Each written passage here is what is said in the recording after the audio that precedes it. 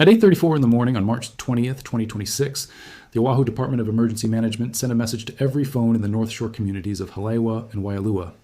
The message read, "Dam levee failure in progress, or expected at Wahiawa Dam.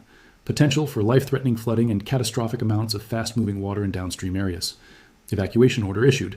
Leave downstream area now. UCL 4,000 people had minutes to get out. The roads they needed to use were already underwater. The evacuation shelter they were supposed to go to, Waialua High School, was being evacuated itself because it was flooding. And the dam that the alert was about, the one that was at risk of releasing 3 billion gallons of water onto those communities in a single catastrophic wave, was owned by a fruit company. A fruit company that had been warned, in writing, by the United States Army Corps of engineers 48 years earlier that this exact scenario was possible, and had not fixed it. Stay with me, because the flood is the story everyone covered, the dramatic images, the helicopters, the homes floating off their foundations on the North Shore, the 236 people pulled from floodwaters, the 72 children airlifted from a spring break camp, the $1 billion in damage, all of it real, all of it documented.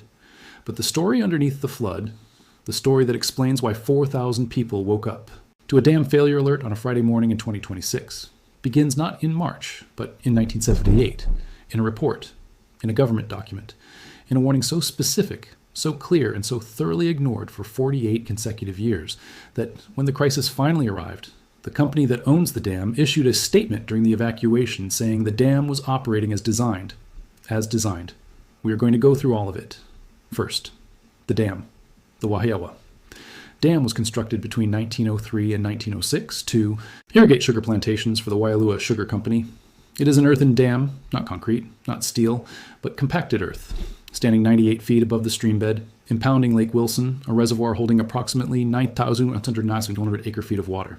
That is roughly 3 billion gallons. Wikipedia. It was reconstructed following a collapse in 1921, the first time it failed. The Wahiawa Lake Wilson system was once considered a crown jewel of plantation-era waterworks, delivering 10 to 12 billion gallons of water a year to irrigate upper fields in north and central Oahu. National Geographic. The plantation that built it is gone. The sugar industry that needed it collapsed decades ago. The Waialua Sugar Company became a subsidiary of Dole Food Company in the early 1990s. When Waialua officially ceased operations in 1996, it transferred full ownership of the dam to Dole. At one point, Dole owned the entire island of Lanai and controlled almost all of the world's pineapple production. National Geographic. The dam that nearly killed 2,500 people in March 2026 is a 120-year-old earthen structure built to grow sugar for a plantation that no longer exists, now owned by a corporation best known for canned pineapple and packaged salads, sitting upstream of communities whose residents have been told every year, for decades, that a big enough storm could bring it down. Here's where the 48-year clock starts. The U.S. Army Corps of Engineers issued a report in 1978, the first official warning of the dam's dangers, that stated directly the spillway was undersized and could not handle a probable maximum precipitation event, the theoretical worst-case rainfall scenario for that location. UCL probable maximum precipitation, that is the standard measure dam engineers use to assess whether a spillway can handle the worst rain that is physically possible at a given location. Not the worst rain in recent memory, the absolute worst that meteorology says could happen. The spillway of the Wahiawa Dam, the Army Corps concluded in 1978, could not handle it. State officials continue to note in annual dam safety reports that the Wahiawa spillway is undersized. The spillway has cracked before, although Dole has made only minor tweaks to fix it. Lamont Doherty, Earth Observatory. Kamal Gautam, chief engineer for R+ Hydro, which designs and builds hydro dams, explained the physics directly. If water rises above the rim of an earthen dam, you can guarantee that that dam is going to fail. Unlike concrete dams, earthen dams begin to erode once water runs over them, undermining the structure and creating holes. Once you have established that the spillway is undersized, there is a risk that it's going to overflow, Gautam said. And since it's an earthen dam, it's something that you should never, ever allow. Lamont Doherty, Earth Observatory, never, ever allow. The Corps established in 1978 that the spillway was undersized. Every subsequent annual dam safety report confirmed it was still undersized. And the spillway? Largely unchanged from the structure the Waialua Sugar Company built in the early 1900s, remained undersized on the morning of March 20th, 2026, when 13 inches of rain fell on Oahu in 12 hours. Here is the detail that should stop you cold. The fine, the total financial consequence imposed on Dole Food Company for 48 years of documented, noticed, warned, and rewarned dam safety deficiencies. Hawaii's Department of Land and Natural Resources issued 4 deficiency notices to Dole between 2009 and 2020. In 2021, the State Land Board fined the company $20,000 for failing to address safety concerns with the dam and its spillway. $20,000 was the maximum penalty under state law. UCL $20,000. The system annually delivers 10 to 12 billion gallons of water. Dole's own consultants estimated spillway repairs would cost approximately $20 million. National Geographic. The maximum fine under Hawaii law for failing to maintain a dam holding 3 billion gallons of water upstream of 2,500 people is equal to 1,000th of the repair cost, $20,000, for a company that generates billions of dollars in annual revenue, for a dam that the Army Corps of Engineers said in 1978 could fail in a major storm. The maximum financial consequence available to the state of Hawaii, its strongest regulatory tool, is the cost of a used pickup truck. After the fine, Dole proposed to donate the dam, reservoir, and ditch system to the state in exchange for an agreement to repair the spillway to meet and maintain dam safety standards. In other words, the company proposed giving away the dangerous infrastructure it refused to fix in exchange for having taxpayers pay to fix it. National Geographic. Give us the liability, we will pay for it. Let the company off the hook for 48 years of deficiencies with a transfer document. And when the water rose to 85, 29 feet on March 20th, just inches below the crest where the structure would have become a catastrophic failure event, Dole issued this statement. The dam continues to operate as designed with no indications of damage. Columbia Climate School. As designed in 1903. Now, what the morning of March 20th actually looked like from the downstream side. It was the second significant storm in a week, a double Kona low. The first storm had already saturated the ground. Parts of Oahu received 8 to 12 inches of rain overnight. The National Weather Service declared a flash flood emergency, its highest tier alert, covering approximately 138,000 people across northern Oahu. The watchers. As rain battered Oahu Friday morning, the dam's water level rose rapidly above mandatory evacuation levels. Residents posted on social media that they were struggling to find ways out on inundated roads. Just before 8:30 a.m., an imminent dam failure notice was posted by the city and county. Wikipedia water was pouring over the spillway at approximately 1,500 gallons per second. Columbia Climate School, 1,500 gallons per second. The release valve for excess water. The spillway the Army Corps had flagged as undersized in 1978 was releasing water at 1,500 gallons per second, and the reservoir level was still rising. The high water mark reached 85, 29 feet. The dam's crest, the point at which an earthen dam begins to erode and fail, is between 84 and 90 feet. Dole had installed a portable barrier extending the crest to 90 feet. If it failed, the aged structure would spill billions of gallons into low-lying areas already sheltering from ongoing floods. If the dam had burst, it would have released almost 3 million gallons of water per second and endangered the lives of at least 2,500 people. National Geographic, 3 million gallons per second, through communities whose roads were already underwater, where the evacuation shelter was already flooded, where 4,000 people had minutes to find higher ground on roads that no longer existed as passable routes. Both primary access routes to Halewa and Waialua were flooded, effectively cutting off the communities. Residents who had not evacuated faced limited egress options if the dam condition worsened. Columbia Climate School. The water level peaked at 85, 29 feet. It held. It began to fall. By late afternoon, it had dropped to 82, 6 feet. The dam did not fail, but the margin was not engineering. The margin was weather. The rain stopped before the reservoir overtopped. Not because the spillway was adequate, because the storm moved away. Here's what is not making headlines. The State Land Board was scheduled to vote on the acquisition of the Wahiawa Dam from Dole the same week the crisis occurred. UNESCO. The same week. The vote that would have transferred ownership of the dam to the state, beginning the process of finally making the spillway repairs that the Army Corps recommended in 1978, was calendared for the week in which the dam nearly failed.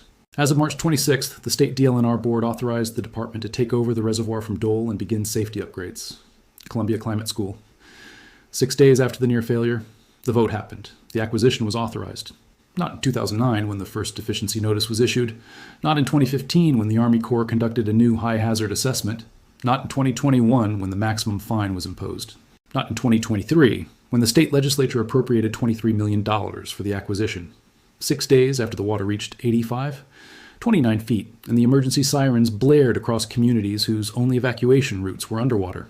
State officials have shown interest in acquiring the dam for more than 30 years.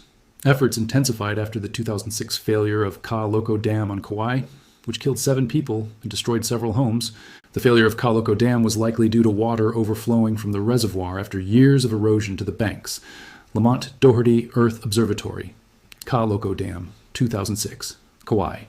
The same type of failure, the same type of dam, the same documented warnings about spillway capacity. 7 people dead, homes destroyed. The Kaʻaloko disaster prompted Hawaii to remove legal provisions that exempted old dams from state dam safety regulations.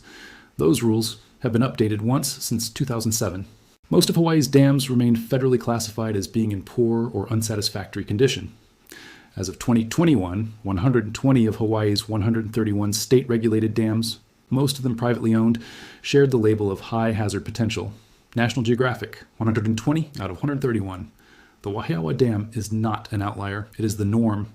The plantation era built hundreds of earthen dams across the Hawaiian Islands to irrigate sugar and pineapple crops that no longer exist, left them in the ownership of corporations or private estates that have no economic incentive to maintain them. And the state's regulatory system, with a maximum fine of $20,000, has not been adequate to force compliance. Researchers at North Carolina State University analyzed the last 552 dam failures in the continental United States. They found that the vast majority failed after moderate rainfall events that occurred one after another over 5 to 30 days. The biggest contributing factor was the amount of water already in a reservoir at the time of failure. And the risk increases as climate change brings more severe and more frequent storms. National Geographic one after another. Over 5 to 30 days, saturated ground, elevated reservoir. The March 2026 flooding involved 2 Kona low systems in 8 days. The first saturated the ground. The second brought 13 inches of rain in 12 hours to an already full reservoir. The North Carolina State study describes exactly the sequence that just happened at Wahiawa. And climate change makes that sequence more likely. More frequent storms, arriving closer together, every year going forward. Here is the detail that no coverage placed in full context. On the same weekend that the Wahiawa Dam was at imminent risk of failure on Oahu, on the island of Maui, authorities upgraded an evacuation advisory to a warning for some parts of Lahaina, which is still recovering from the deadly 2023 wildfire because of retention basins nearing capacity. The watchers Lahaina, the town that lost 100 people in the deadliest American wildfire in over a century, on August 8, 2023. The town that has been rebuilding for 2.5 years. The town where the trauma of receiving an emergency alert, seeing a warning on your phone telling you to move right now, is not a drill. It is a memory of the last time that alert came and the fire was already at the edge of the neighborhood. Those residents received a new alert in March 2026. Different hazard, same terror, same phone, same sound. The flooding was the state's most serious since 2004, when homes and a University of Hawaii library were swamped. The storm could ultimately cost more than $1 billion in damage across the public and private sectors statewide, Governor Green said. The watchers, $1 billion, for a state whose entire annual budget is roughly $18 billion, for a state that was already managing Maui's wildfire recovery and the ongoing cost of rebuilding Lahaina when the flood arrived. The Hawaii Farmers Union Foundation estimated statewide farm damage exceeding $15 million. Several schools sustained damage on the Big Island. Flooding cut off access to underserved communities on Maui and Molokai. The watchers. Now pull back to the structural context that explains everything. Throughout the 19th and 20th centuries, Hawaii's plantations built hundreds of ditches, dams, dikes, tunnels, and other irrigation devices to exploit the island's resources, fundamentally altering Hawaii's sensitive ecology. Sugarcane is an infamously thirsty crop. 1 pound of refined sugar requires roughly 500 gallons of water to produce. National Geographic. The plantation economy of Hawaii required massive water infrastructure. The corporations that built it extracted the water, grew the crops, and generated the profits for generations. Then the crops became uneconomical. The plantations closed. And the infrastructure, the dams, the ditches, the dikes, remained old, deteriorating, in private hands, with communities living downstream of them. The Wahiawa Dam was built by sugar, inherited by pineapple, and nearly failed on 4,000 people in 2026 because no regulatory framework in the 120 years of its existence has been adequate to force the corporation that owns it to spend $20 million on a spillway. A farmer and community leader named Raquel Akiu, who lives on Waialua farmland, in his own labeled "Prepare to Evacuate," said of the dam, "Either way, we're screwed." Lamont Doherty Earth Observatory. If the dam is decommissioned, the irrigation system that serves North Shore farms disappears, If the dam is not fixed, the next major storm puts 2,500 lives at risk again. If the state acquires it and taxpayers pay for repairs, Dole escapes 48 years of documented deficiency without further consequence. Either way, we're screwed. So ask yourself 3 questions. The maximum fine available under Hawaii state law for failing to maintain a high-hazard dam is $20,000. This was imposed on Dole in 2021, 43 years after the Army Corps of Engineers first documented the spillway deficiency. The repair cost Dole's own consultants estimated at $20 million. The state imposed the maximum penalty available, 1,000th of the repair cost, waited 4 more years, watched the dam nearly fail during Hawaii's worst flooding in 20 years, and then voted to acquire the dam and have taxpayers fund the repairs. If the legal maximum penalty for endangering 2,500 lives with a structurally deficient dam is equal to the cost of a used car, and the regulatory consequence after 48 years of warnings and 4 deficiency notices is that the state buys the problem from the company at public expense, what exactly does that communicate to every other private dam owner in Hawaii about the cost-benefit calculation of performing required maintenance? UCL 120 of Hawaii's 131 state-regulated dams are federally classified as being in poor or unsatisfactory condition, according to 2021 data. Most are privately owned. Most were built as part of plantation-era irrigation systems for crops that no longer exist. The Wahiawa Dam narrowly avoided failure in March 2026 because 2 storms produced saturated ground and 13 inches of rain in 12 hours.